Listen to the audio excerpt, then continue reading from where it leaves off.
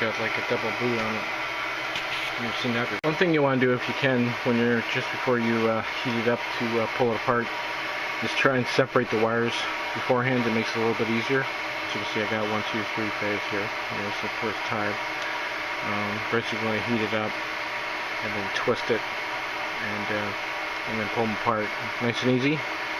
Being careful not to get any solder in your eyes, because it flies all over the place when you're pulling apart. Then what we'll do is we'll wrap the wire a little bit from here to here, put a little bit of shrink tubing on it just to protect it and give it some strength, set it like that, and then we'll saw the wires to it. For this, we're going to use a little rosin flex. It just helps it distribute the heat better, get an even melt, and then it comes apart a little bit easier. It stinks, but it works. Should work good for $7 a bottle. Alright, let's do this. I can't do it with one hand, so well, maybe I can set it up with a tripod. That's the best I can get it. Okay, are we hot enough? Yep, we are. Just basically take it and heat it up.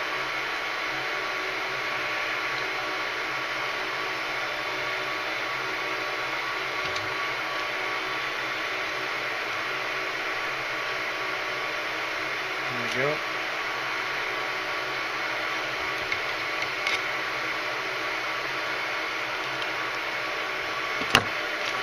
Wrench that actually works. Pliers. Twist.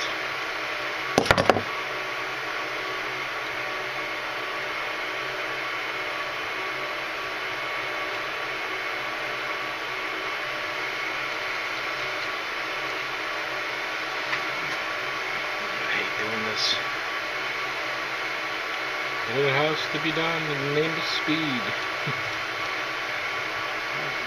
Having star delta is kind of fun anyway. It's nice to have a little power button and get the wind on your back on a nice straight road. Can really fly.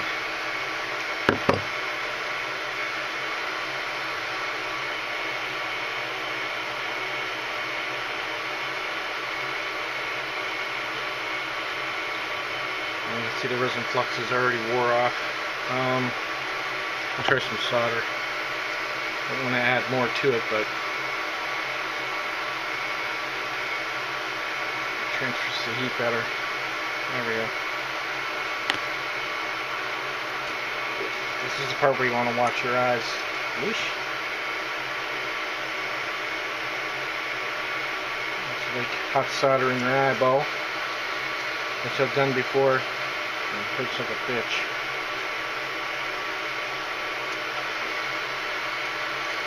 There's one. Just got this one phase to get apart here. Oh, there we go.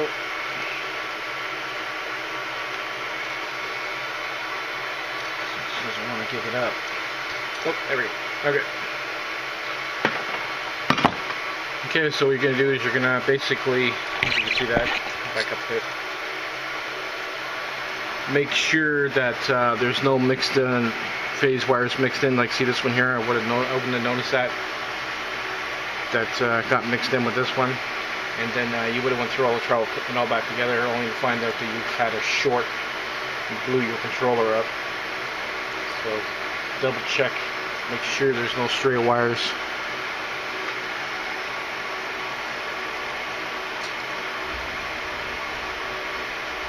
Because it's pretty easy to do. I've done it. And you have to go through all the trouble of taking that apart again, which is a pain in the ass. That and you're out of a controller, which is another. Who knows how much you put into a controller? Like for me, it's only $30, but for anybody else that likes to use the higher end ones, you're looking at 100, if not more. So there. So we'll heat shrink them to about there just to protect them from rubbing, and clean the rest of the solder off this later. We don't leave stuff like that on it. And then we'll get the wires ready. Okay, if you manage to get the wires in the stator, they should look like this when you're done soldering them up. Heat shrink them. This one I kind of screwed up because it shrank before I had a chance to slip it over the joint, so I just put electrical tape on it.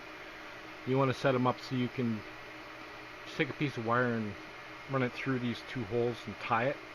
You don't have to, or you can use a pull tie, but I just use a piece of wire just to keep it from hitting the plate. And it should look like that with your three-phase wires out.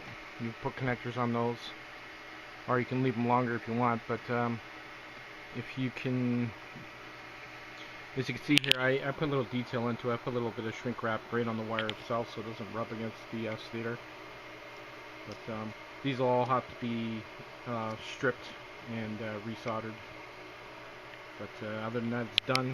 We put Andersons on this eventually once we slide the motor back together, and we'll do a test to make sure there's no shorting between the stator and each lead.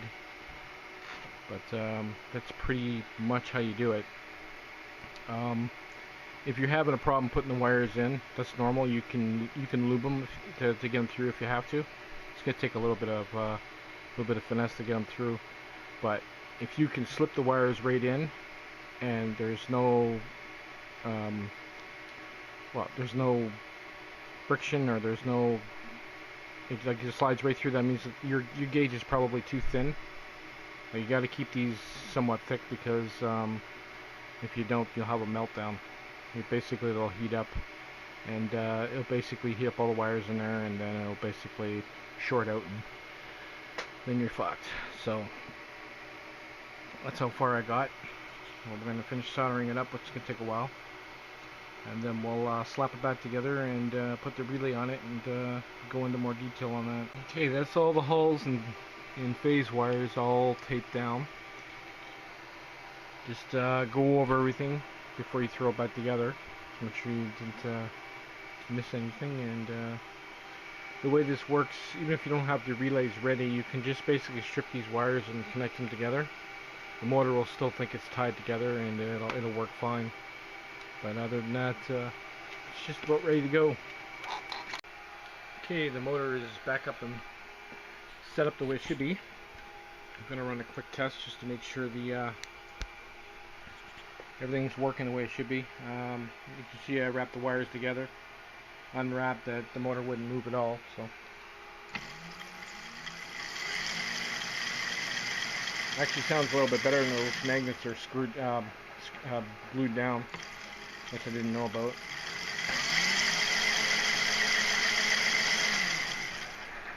So that's all good. I'm gonna, even before I put the, I'm gonna try crudely setting it up with the star delta without the relays, just to see how fast this thing spins up. So I've had a few people ask me how to wire this up in star delta, and how do you know which is the combination, the wire that feeds back into the other phase wires. Well, you would take one wire, and unpowered, it would have no resistance on the motor, right, when you're spinning it. You can touch the wire onto the other phase wire and spin the wheel, and if there's resistance, that's a short. Move to the next one, no resistance, that's the one.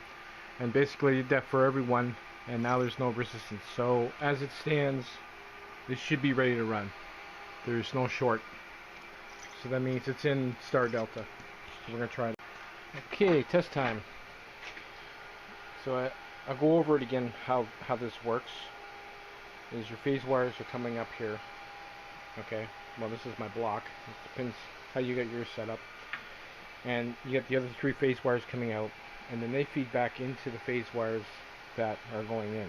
So basically what you do is to set it up without a dead short, like I told you, spin the wheel and put, without being powered up, just put one wire on each phase, and if you get resistance, that means short.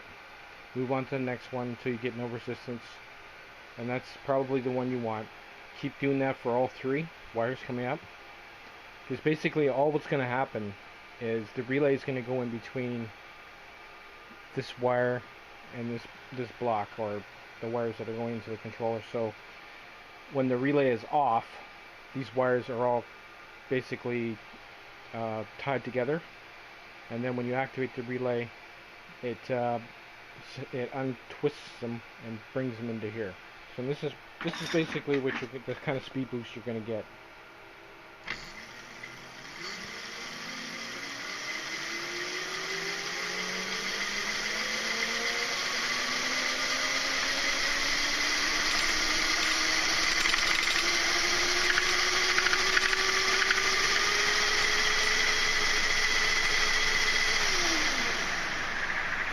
That's enough. Our bike's going to come apart. But I'll maybe do a part 2 with the relays. It's a little bit more complicated, but you get the gist of it anyway. Get the motor thing underway.